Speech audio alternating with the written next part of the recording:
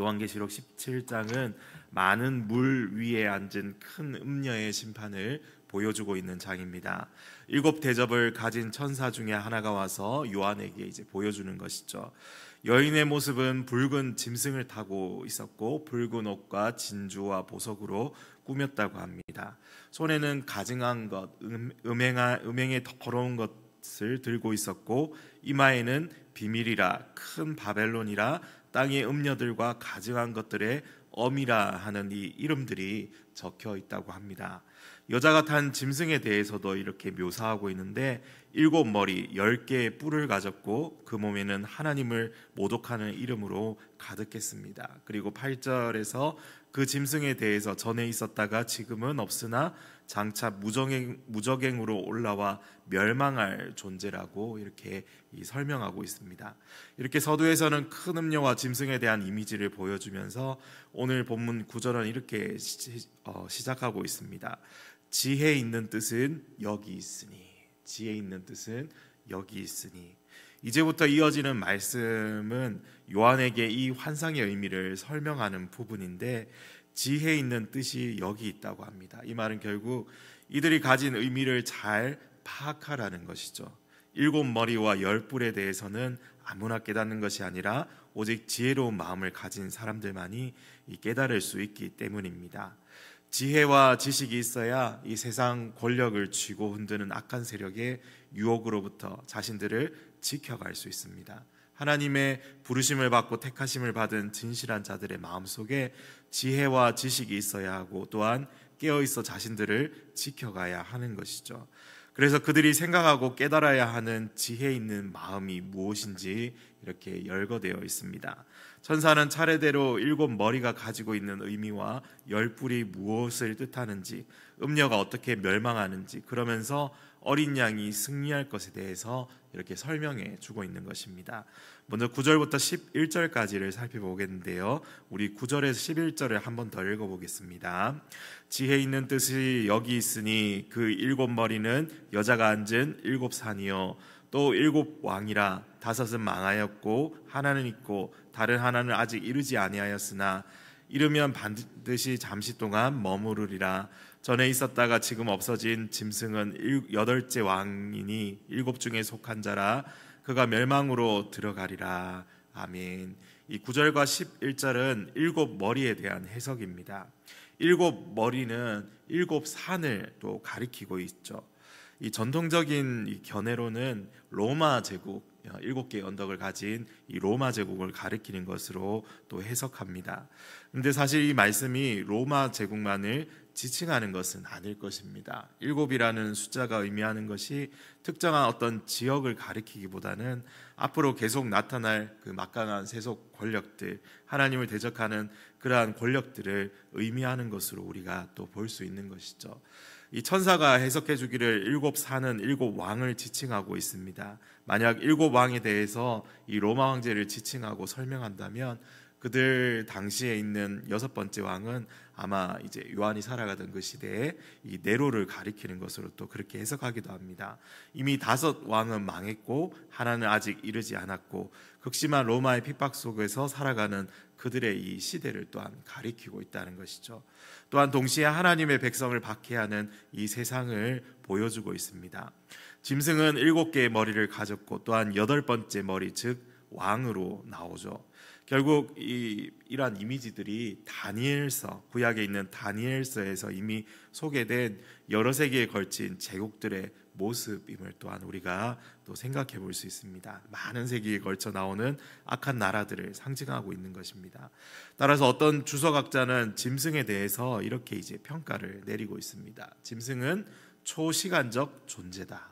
초시간적 존재가 바로 짐승이라고 합니다.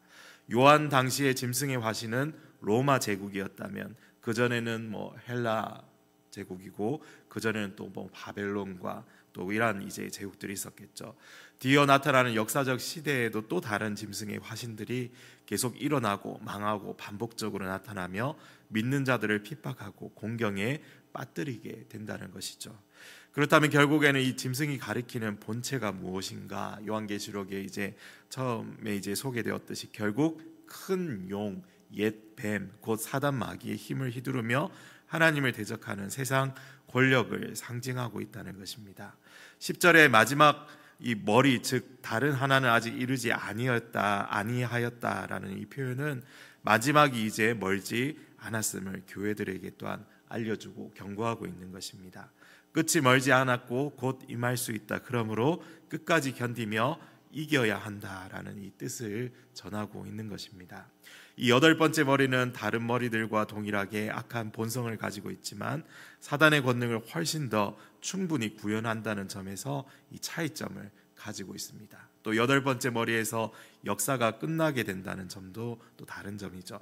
즉 8번째 왕은 사단의 권세와 능력을 더 탁월하게 드러내겠지만 여전히 우리는 그리스도의 구속 사역으로 말미암아 이것을 능히 극복하고 이길 수 있음을 또 우리에게 보여주고 있는 것입니다.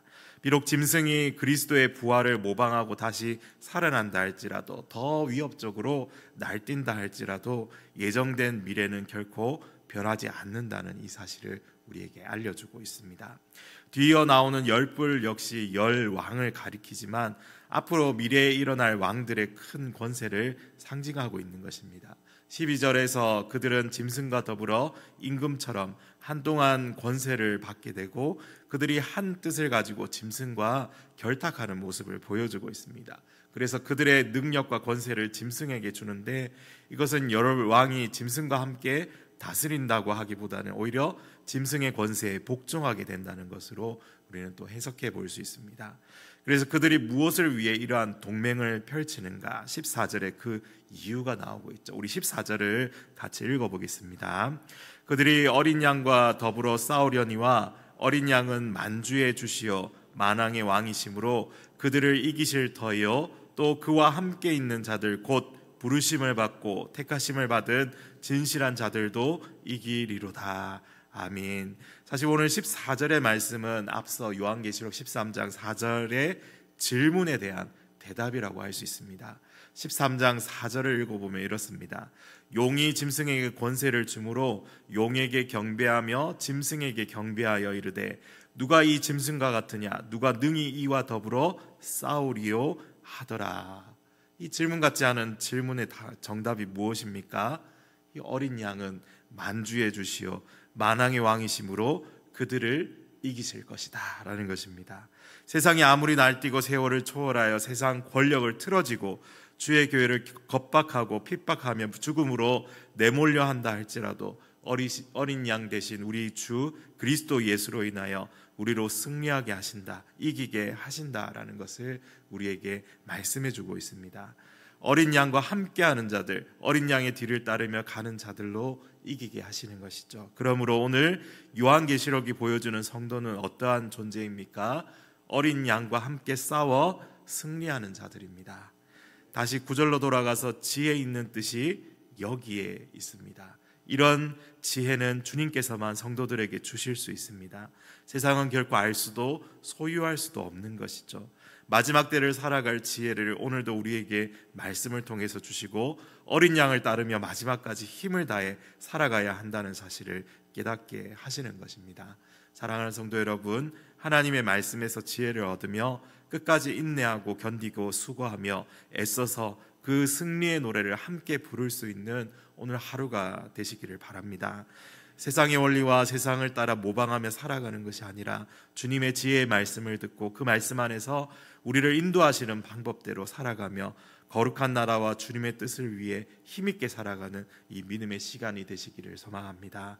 만왕의 왕 만주의 주 되신 주님을 바라보며 오늘도 승리하시기를 소망합니다.